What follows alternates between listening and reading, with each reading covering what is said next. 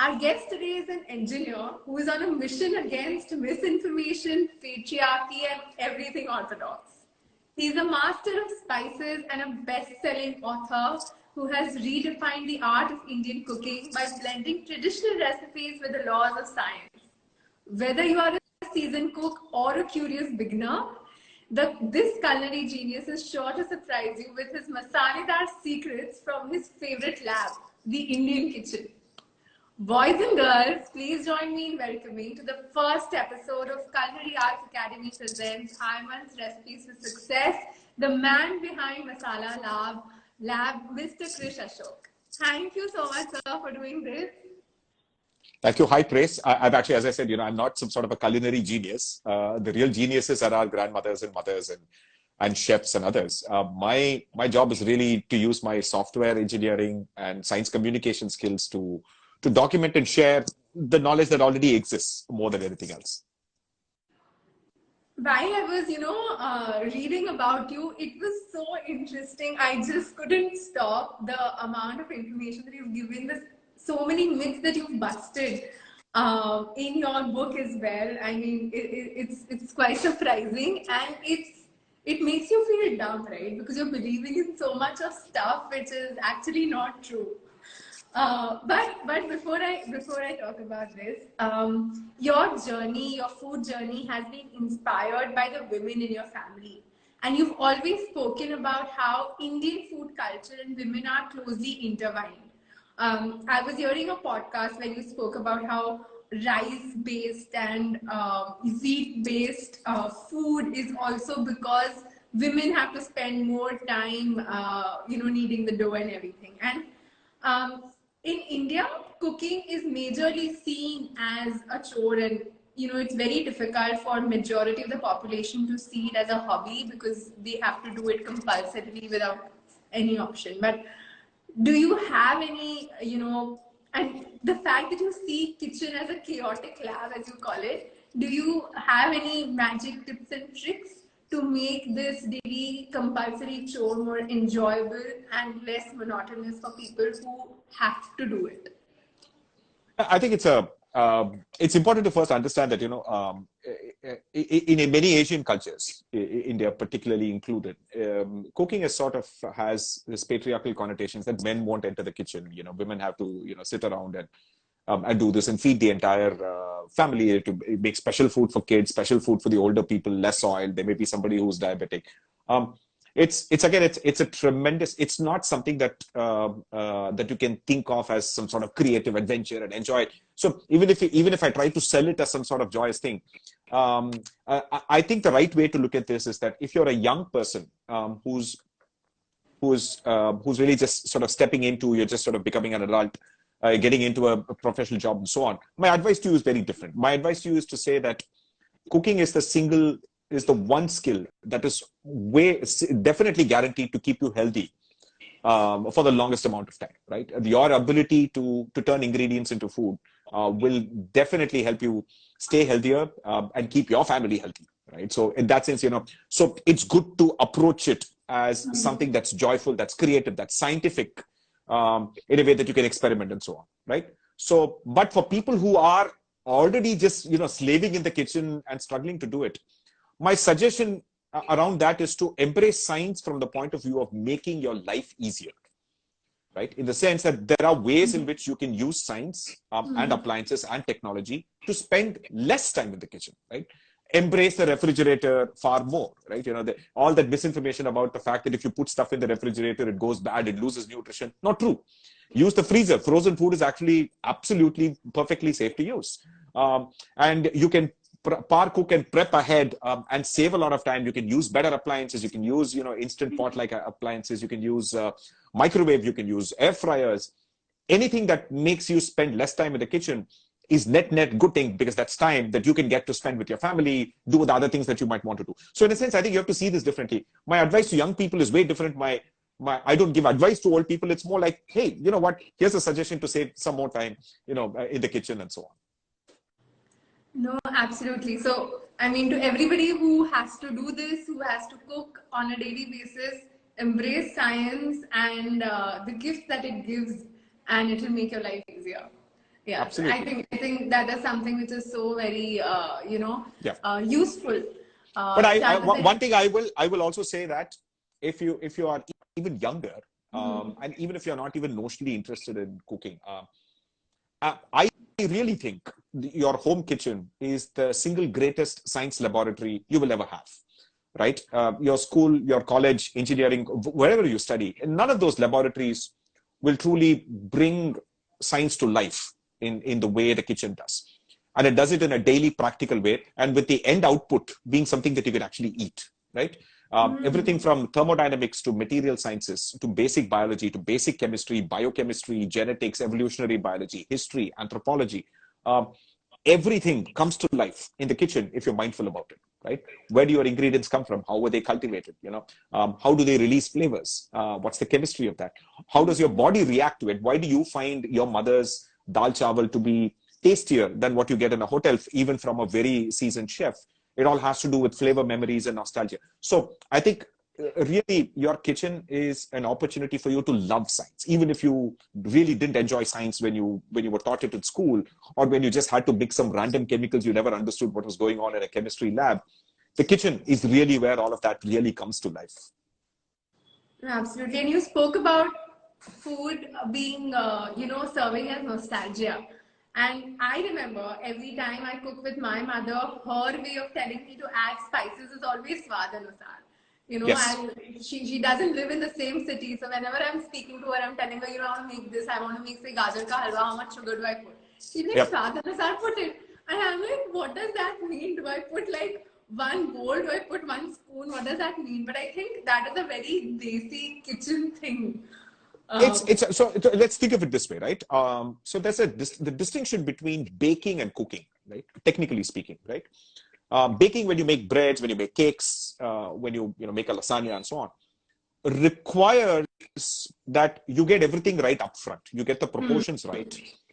You get the ratio of the leavening agent, yeast or baking soda, and the rest of the dough, the right amount of sugar, the right amount of salt. Because once it goes into the oven, you can't fix anything. And if it's not right, it's going to be a disaster. correct. Cooking on a stove, on the other hand, is a continuous evolutionary process. Meaning that when somebody says swad anusar, that's actually perfectly scientifically valid advice, because what it says is that, look, you don't have any pH meters and testers. You have the greatest pH detection toolkit that we have, which is your tongue, right? So if you understand how the tongue works, it has acid detectors, which is your sour taste buds. It has sweet detectors, which is your sweet taste buds. It has sodium detectors, which is your salt taste buds, and so on. Alkaloid detectors, which are the bitter taste buds, and glutamate detectors, which are umami, right? So which means that you, therefore, by continuously tasting is how you can get it right, because you can adjust as you go along. You can't really just say, what, for this amount, I am going to add exactly this amount of salt and get it right. Unless you're an experienced cook with that muscle memory of saying, remember that why do seasoned cooks know exactly the amount of salt to add? Because they've done it so many times. So they know that a liter of gravy typically needs about 10 grams of salt, right?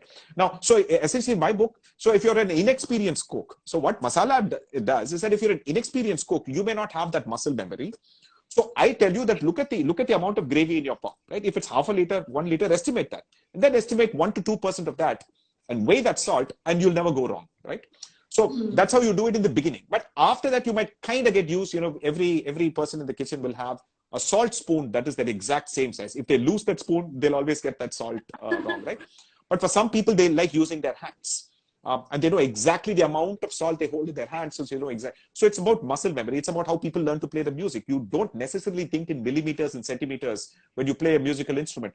The muscle memory essentially means that that knowledge is right there, right? And so that's essentially how swad anusar essentially means the taste as you go, right? Which means that don't try add all the salt in one shot. Keep adding, add a little bit. And then towards the end, when you know you're about to finish the dish, then you taste it once again and figure out if you want to add more, right? So that's really what swad anusar means. Yeah, and I mean, my mom is going to be looking at this and telling me, the way I taught is correct. Yeah, Because absolutely, absolutely. I always keep telling her that why do you, I mean, how am I, I'm cooking this for the first time. Why don't you just exactly tell me what am I supposed to put? So But that's an interesting point, because I think the reason that considering cooking a craft versus an art, right? Yes. That distinction essentially means that it's for a lot of people, it seems like art, but what you forget is that these are people who've been cooking since they were like teenagers, right? So a lot of that muscle memory, a lot of that knowledge is ingrained. It comes from practice. It didn't just, come because they read a book, right? It came from practical knowledge, right? So the mistake that we often make is that if we don't document that knowledge, then it becomes an art, right? Because art is like, oh, art is inscrutable. My grandmother just made this most amazing dish that nobody can recreate, and so on, is essentially devaluing essentially what is a craft, right? So craft is basically art plus documentation, art plus tutorials, art plus training, art plus an ability for other people to learn, right? So normally a lot of this culinary knowledge is passed down from grandmother to daughter, mother-in-law to daughter-in-law, and so on. But at some point of time, essentially the idea is to use science to document that practical knowledge. And that's really where, that's the whole idea of Masala Lab, right? And again, the fun fact is that even if you really don't like cooking, you could still go observe acid-base reactions. You could still go observe how all of these things, how biology intersects with how you eat and so on. And that's still fascinating, in its own way, if you will. Yeah, and you speak about documentation, and you've spoken about this as well, that muscle memory and the traditional way of how we document recipes is not the most correct way. You should use science in order to document it. Could you give us like an example on what do you mean by using science to document your recipes? So I think let's first sort of define, a lot of people sometimes have this notion that science is this complicated thing that only scientists do, right? And that's not right. I think first and foremost, science is a method of investigating the world and trying to understand why something happens, right? And being able to write that down in a way that somebody else 100 years from now is able to observe the same thing and then say, yeah, this is why it happens. And I'm absolutely sure this is exactly why. This is essentially what science wants you to do, right? It wants you to say when you add baking soda to something, it's effervescing because it's an acid-base reaction, allows somebody 100 years from now to do exactly the same thing, right? So therefore, it's important to understand that even if you're not a scientist, science is still a language of communication because it requires precision, it requires verifiability, right? It means that if I make a claim, I've got to be able to test it somewhere. I can't make weird spiritual claims that this will do something without it being testable, right? And so in that sense, I think the problem with how we've always thought about documentation is that a lot of our knowledge is orally transmitted. And when it's orally transmitted, when you don't write things down, the way people tend to remember, science requires you to write things down. And if you're orally transmitting, you tell stories, right? Storytelling works orally, science works through documentation, right? So the whole point is that you've got to be able to combine the both. You've got to be able to capture, in the sense that my grandmother knew exactly how much water to add to rice so that it's just exactly used up and it's not too watery and not too dry, right? And she would just say that, you have to add water till the first sort of index finger above the surface of the rice and so on. When she says it like that, right, and people will blindly say, yep, I'm going to do precisely that. Now, the problem is that it might not work depending on what category of vessel you might use, right? If it's a wider vessel, that might not work. If it's a narrower vessel, if it's a copper, aluminum versus a steel vessel, it may not work, right? So the scientific way of looking at it is to say that you need to add enough water to account for evaporation loss. And that, with a lot of other equipment, a food scientist could calculate exactly what I need to do based on the kind of vessel and so on. So fundamentally, science is about taking knowledge that people already have, right? Let's understand this clearly. You don't need to understand food science to be a good cook. Most people who are good cooks don't necessarily understand food science. But understanding food science helps you communicate that knowledge to the next generation more accurately, right? So in a sense, it's a way for chefs, it's a way for mothers, it's a way for grandmothers to teach the next generation, this is what I do and this is why I do it. And in a way that it cannot be distorted. I think a classic example that I often take is the fact that a lot of people believe, for example, the rice example is a classic example of a heuristic that works, that you can scientifically explain. And the other example is that, sometimes people will say that if you cut a cucumber and you rub the ends, it will reduce its bitterness. Okay. Yes. Now, think about it. A cucumber is actually a fruit, and the plant essentially spent a few months and sophisticated biochemistry and photosynthesis to create that thing, right? You genuinely think rubbing something at the ends is going to drastically change the entire biochemistry of an entire plant that took 3 months to actually grow? Absolutely not. So when you look at it through the scientific lens, you know that, this is not really going to work. But on the other hand, you can still be respectful and wonder, why did people believe that? The reason people believe that is because there tends to be particularly a concentration of bitter compounds right at the tip, which scientists know because they've analyzed a cucumber really, really in a detailed way.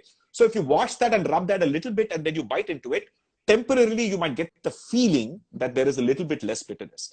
Realizing that a lot of our grandmothers and mothers' practical wisdom in the kitchen, if you are able to use science, high school science, I'm not even saying engineering level science, right? You've got to be able to just use things that you can simply understand, right? Simple laws of thermodynamics, how heat is transferred, why is it great to cook certain kinds of dishes in an aluminum pan, but not so great to cook certain kinds of gravy dishes?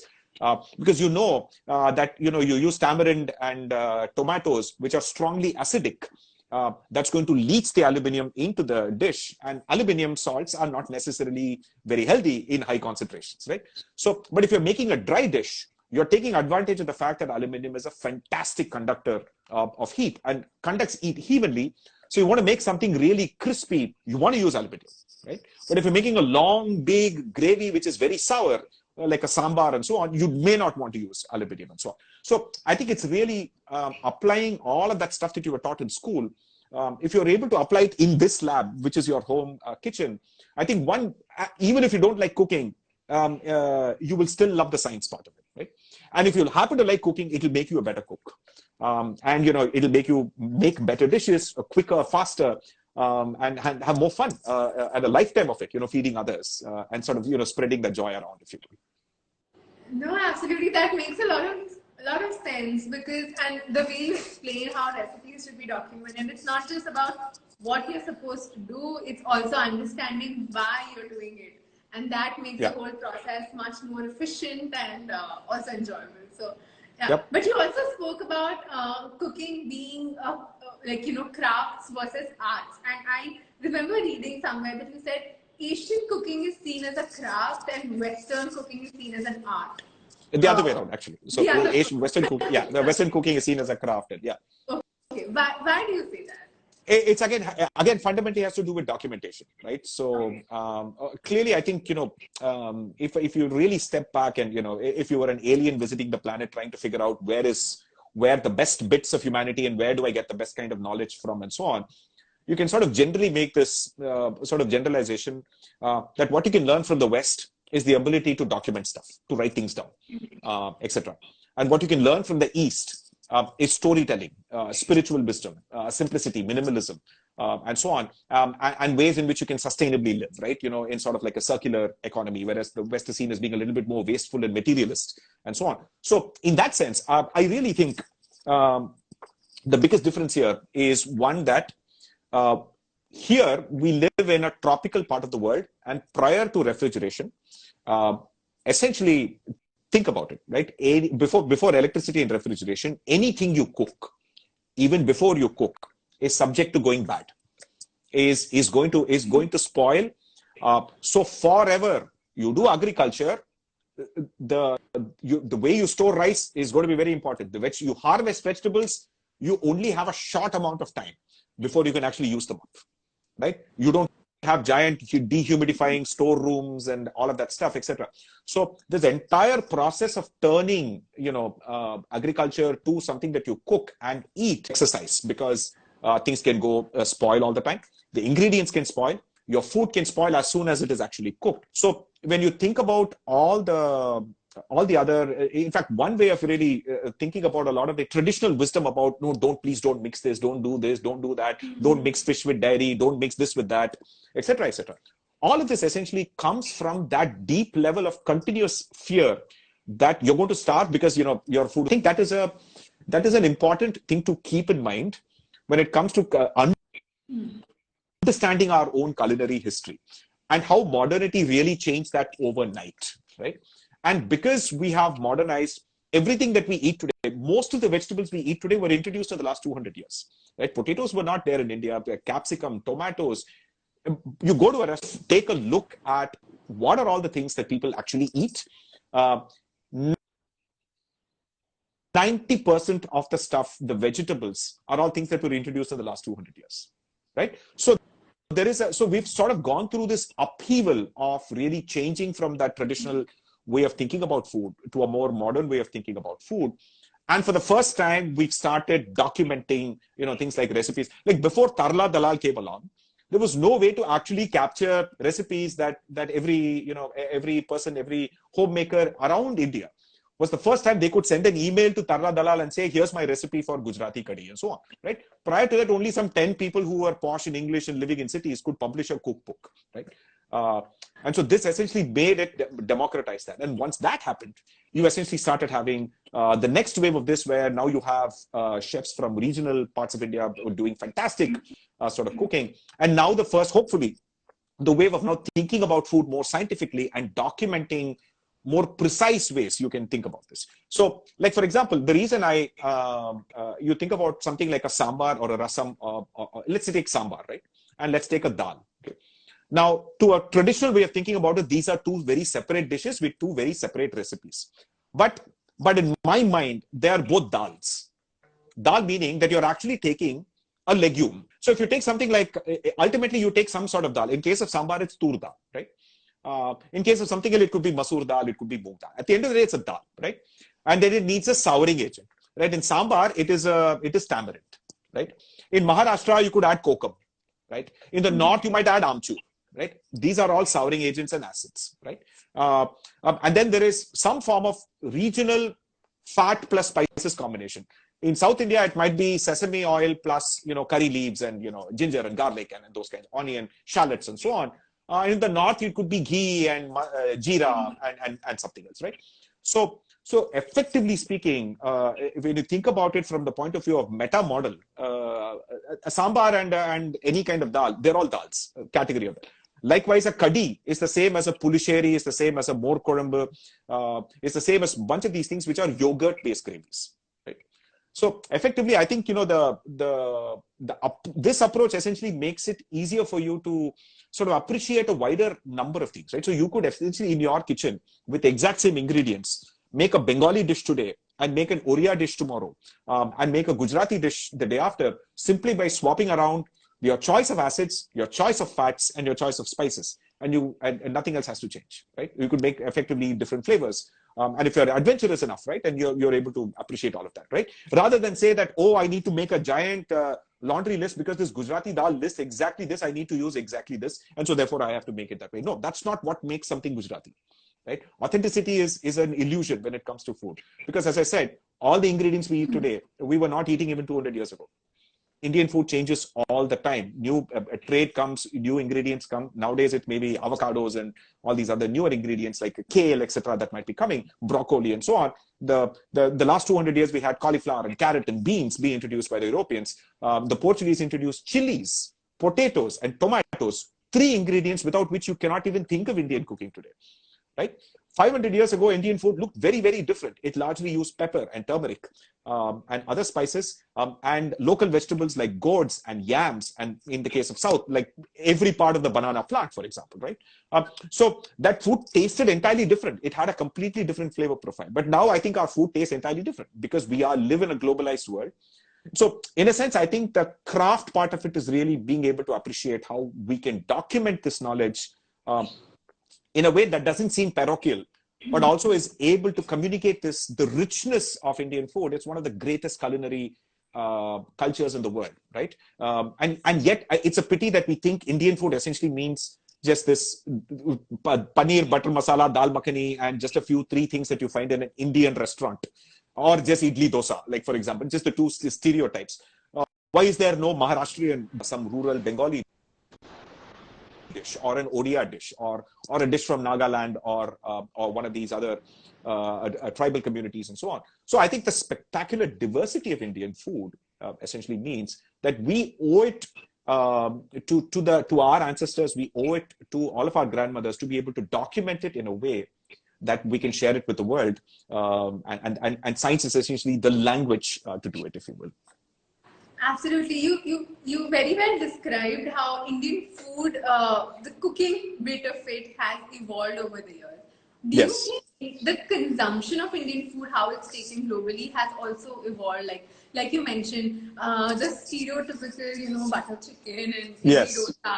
Do you think Yes. that is changing now globally when people see Indian food? It is changing, right? I think the soft power of India, to be honest, I think we've barely begun to scratch the surface of the soft power that's possible with Indian food, right? The fact that even with just the standard 10 dishes that restaurants tend to make easily, right? The dal makhani, the standard. It's sort of, you can't even call it Punjabi per se, because I think what is traditionally consumed in rural Punjab is very different by the way, right? It doesn't. It's your restaurant style cuisines are a very specific thing, because restaurants tend to make things that are easier to make in restaurants, right? That are easy to prepare and easy to mix and so on, right? And so I think we're barely scratching that surface.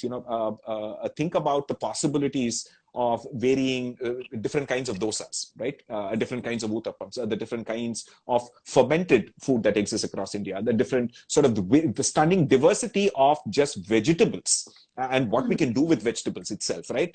The different textures that you can make, right? And the interesting mix of things like vegetable plus dal category dishes, which are very, again, unique to India, right? In South India, they call them kut, and so on. There are the dishes that mix legumes as well as vegetables in very unique ways. And so on. So this is barely even scratching the surface. And then the stellar diversity of India has one of the longest coastlines, right? So the insane diversity of seafood that exists across India, and so on. So all of this essentially means that we're barely beginning to scratch the surface. Now, as you start to have chefs who are able to say that, I'm going to start a restaurant in New York that just serves Kongu Nadu cuisine from, the Coimbatore region, and that's it, right? I'm going to cook only Goan cuisine from a specific part of Goa, or that I'm going to cook only Awadhi cuisine, right? Or say Bengali, specifically a part of Bengal, and that kind of cuisine and so on.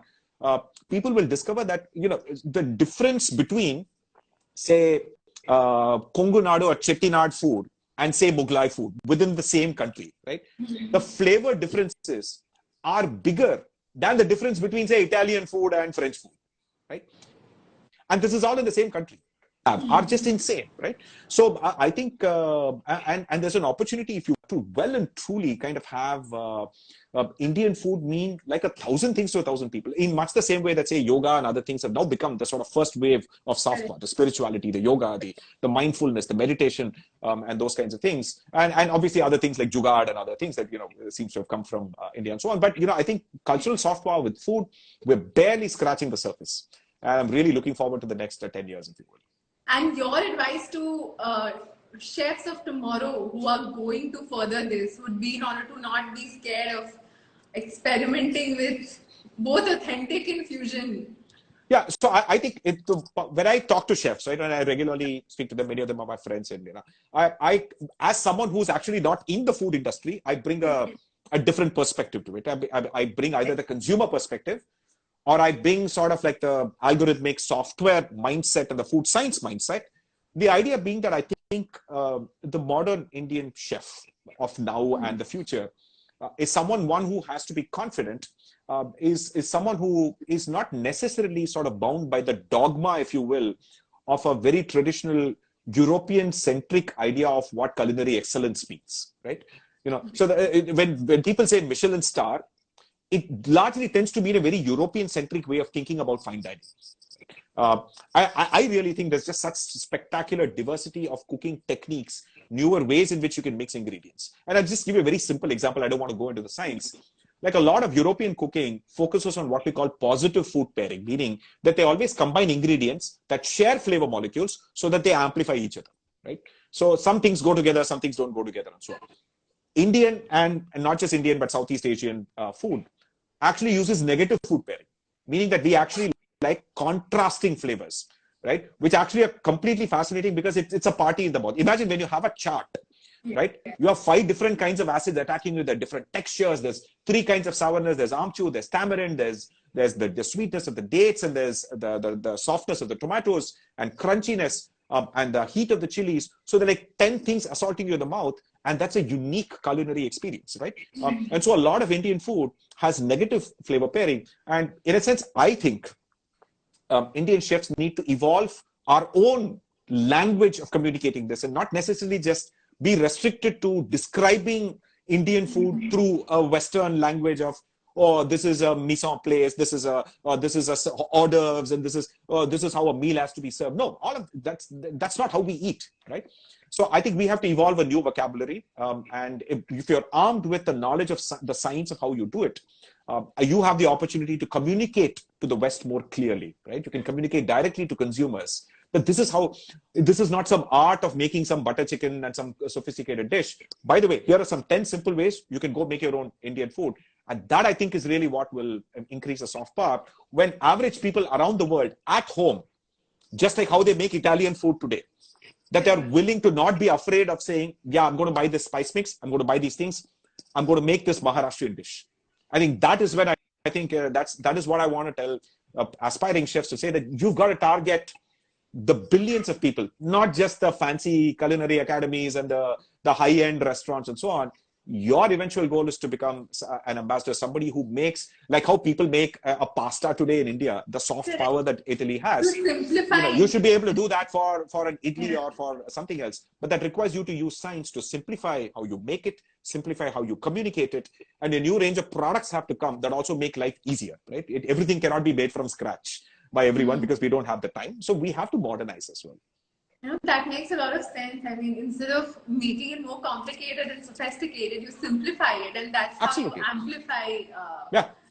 I mean, one of the things you mentioned about the whole, rice versus wheat thing. A while back, a few years back, I had sort of, gone to Udaipur after a long time. And the last time I'd been to Rajasthan was, in my college times, almost 25 years ago. And back in those days, 25 years ago, you go to any place in North India to get South Indian food was tough. Maximum, Delhi may have, 2 or 3 restaurants that might serve idli dosa. And that's really about it, right? But now you go to Udaipur, I could visibly see that there are more idli dosa stalls than there are paratha stalls. Okay. Now, and when you really think about it, it has nothing to do with the cultural domination of South Indian food. So in the sense that, what's interesting is that it's simple economics. What these people are actually doing is that they're thinking that, I need 4 people to sit and make parathas one by one. It's a lot of effort. It's very linear. I can't make 10 parathas at the same time. It's very, very backbreaking, right? But one guy running a stall can make 150 idlis in 10 minutes. Because you can buy the batter. Yeah, so we really need to think about the science of this. We really need to think about modernizing this and stop believing in all of this nonsense that sab kuch fresh banna, everything has to be made from scratch. The basic science of nutrition and biology are all in favor of saving time in the kitchen. Okay. All you have to do is embrace the fridge, embrace the freezer, embrace prepping, embrace pre-cooked ingredients, embrace better devices. And I really think that is what will actually make this. If you continue to keep Indian food that is genuinely complicated, sophisticated, very hard to make, then you won't really achieve those soft power goals at all. That's such a fresh perspective. Yeah. I mean, so in the sense that, why is Italian food popular? That's because you can buy a packet of pre-cooked pasta that you can just throw in water and make it. Correct. Right? Yeah, that makes a lot of sense. Yeah. I'm not saying you should be able to just pour something and make a dal makhani. It may not be really great dal makhani. But it's an important start. It's to introduce someone to the richness of this thing.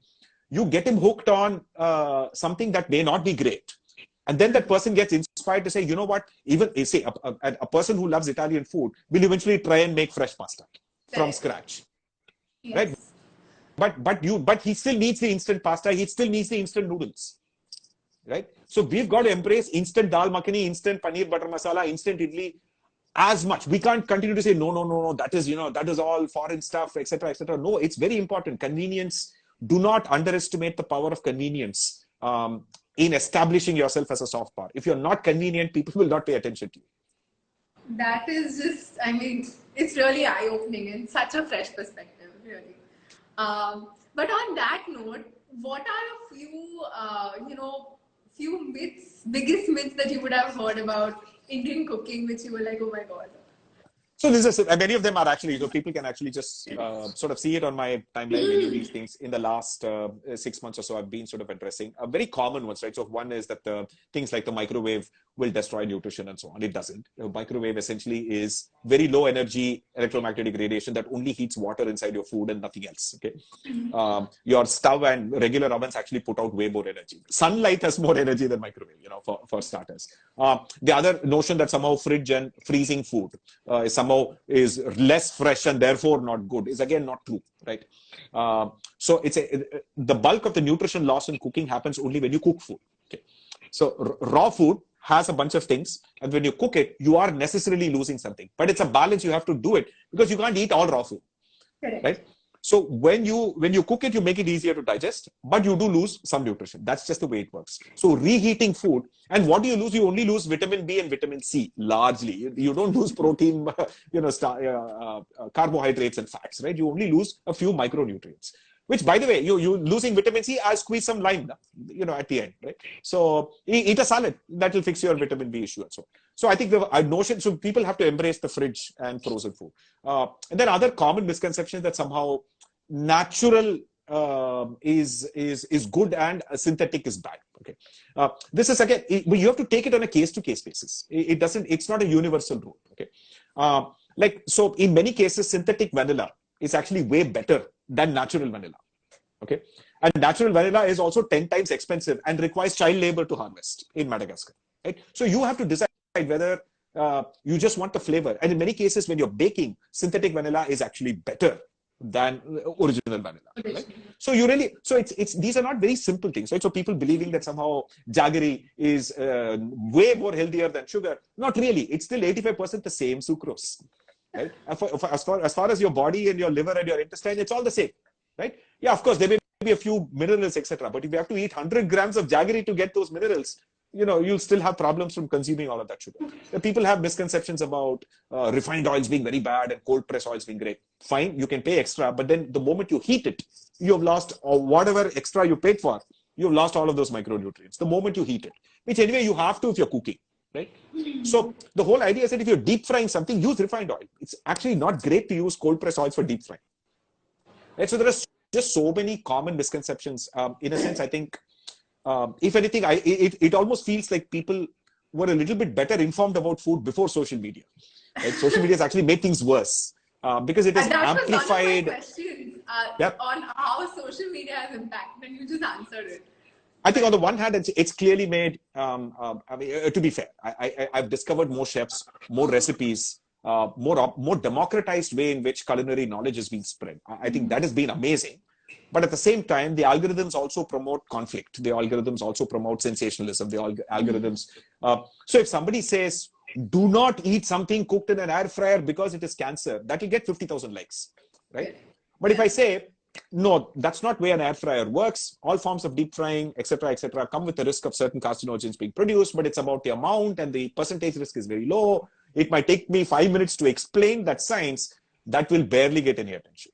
But it's because I think we are naturally drawn to, that's called a negativity bias, meaning that also if you see the newspaper, even before social media, your eyes will gravitate to this murder happened, that thing happened. It will gravitate to the negative news before it gravitates to the positive news. So editors over time generally give you more negative news, right? And that's what essentially social media algorithms do, right?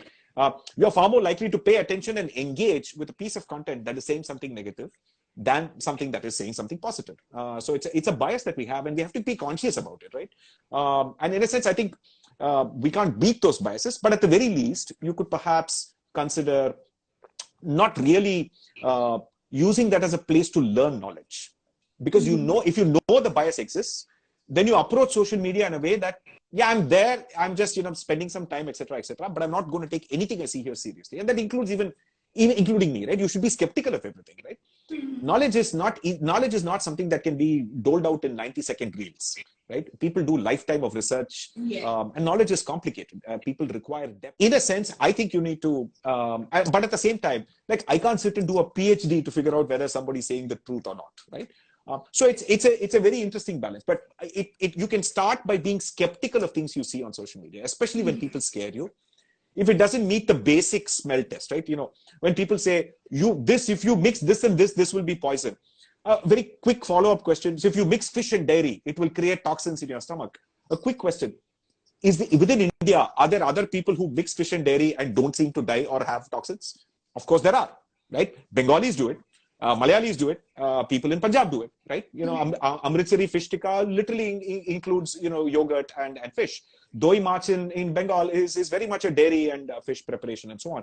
And by the way, outside of India, the entire Mediterranean is dairy and seafood, right? So clear, and they live 20 years longer than most of us, right? So therefore, people can still use common sense in sort of being skeptical first, right? And I think it's not too complicated to see through a lot of the nonsense that you see here. Absolutely. I mean, you're so candid. There's so much learning that I myself am getting right now. But I know we've taken a lot of your time. But I do have a couple of more questions that I'd really like to ask if your time permits. You've done so many hats from being an engineer. You like to practice music as well, and you don't call yourself a chef, but of course, in your lab, your kitchen, what are the ingredients that make a person successful? I think it's first and foremost, I think it's a very common sort of a common, when you ask someone else to share their secrets of success and so on, right? 90% of the time, it's all very retroactive, after the fact analysis for the most part, right? So I urge everyone to first assume that anyone who's successful, right? A good chunk of why people become successful is blind luck, being at the right place at the right time, and having family privilege and having those connections and so on. So let's not ignore the fact that a good chunk of success is actually that. Okay? Beyond that, it's really in today's. I'll just restrict myself to the world that we're entering now. Is a world where you have to be very careful about being overly deeply specialized in one single area, because you don't know whether AI or some new disruptive technology will come and automate that away, right?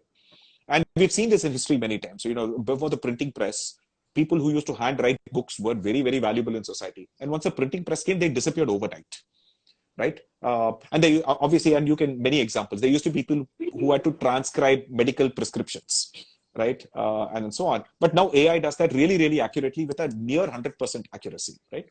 And there are going to be more and more things. So in a sense, I would really say, if there's anything at all you want to learn from my specific journey, I would really just stick with the fact that I've almost always believed that having hobbies that involve you using skills that ultimately affect how good you are at other things is important. Being interdisciplinary is important, right? Now, for me, for example, people ask me, how do I do music and software and food? It's because for me, it's all about breaking things down into smaller things, which is a very software thing. It's a software engineering mindset, right? So even when I make music, I break my music down into smaller bits that I can then record and compose and mix and use a lot of software to actually do that, right?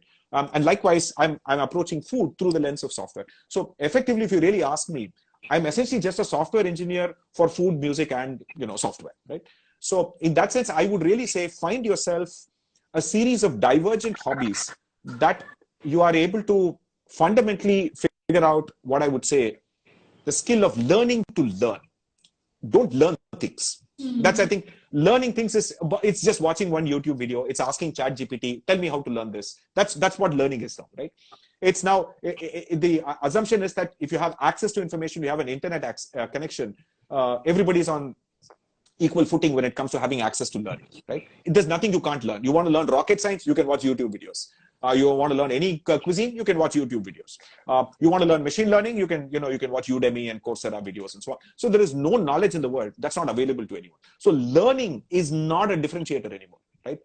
Because learning to learn is a different skill. Learning to learn is first and foremost thinking about how you learn, thinking about how productive you are at learning, thinking about how you reduce a problem down to what is the bare minimum that you have to learn and store in your head to be able to do something, right? You can't like say, I have to do a PhD to do one small thing, right? You only need, like, for example, to play a song on a guitar, you don't need to learn music theory. You need to learn 3 chords. So that understanding that, oh, these are the 3 chords that I need to learn in order for me to play this concert, accompany my school band, that is learning to learn. Apply Being that to jack of all. everything. Right. So it's not about being jack of all trades, but it's really figuring out whatever trade it is and temporarily becoming a master for a short period of time. So it's not even about being a jack at all. But in today's world, you could literally become a master for a given problem statement. It's not about wide expertise. Again, I don't mean this in a universal sense. If you're a surgeon, if you're in the job of making sure that human beings don't die and so on, the amount of attention, the amount of detail that is required, this doesn't universally apply, right?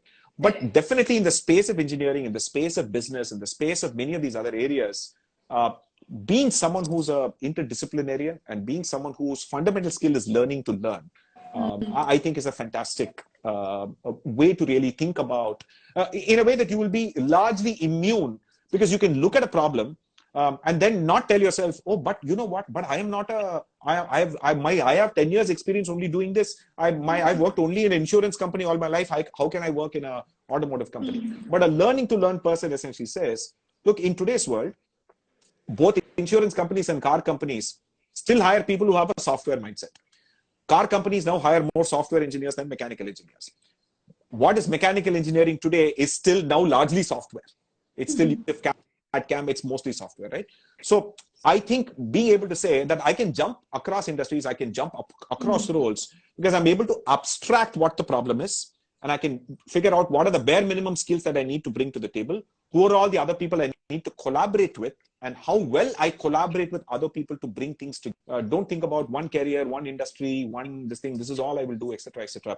Be interdisciplinary, and trust me, there is just so much knowledge in the world and it's so accessible now that you can become good at anything you want, and it's really not that hard. And I tell you, as someone, not someone who's like great at memorizing things at all, right? My goal of writing something like a masala lab is because I could never remember a recipe, right? So for me, I needed shortcuts. So as I always say, a good engineer is a lazy engineer. You can apply it anywhere actually, right? And I use engineering in the broadest sense of the word, of solving a problem, not an engineering degree. Right? A good engineer is a lazy engineer and a strategically lazy engineer, meaning that you do not want to do things that can be automated, that you could get somebody else to do, that you could do much more efficiently, use a tool to do, and so on. And so therefore, you will really constantly keep focusing on creating black boxes that you can assemble together, like Lego bricks, to solve a problem, as opposed to saying that, no, I will solve everything atomically by doing everything from scratch, much like Indian cooking works, right? No, I will make everything from scratch. So don't be that person. So that's what I would say. Yeah. Oh, that makes a lot of sense, and that's such a fantastic answer. We have this small rapid fire that we always play with guests, where I give you a word and you just tell me the first word that comes to your mind. Sure. Yeah, the first word is, of course, food. Mexican, which is my favorite. I always think Mexican. Oh, lovely. Music. I think heavy metal. India. Diversity. Kitchen. Modernist. Youth. Energy. And I'm on this platform. Sorry? This platform, I.I.M.U.N.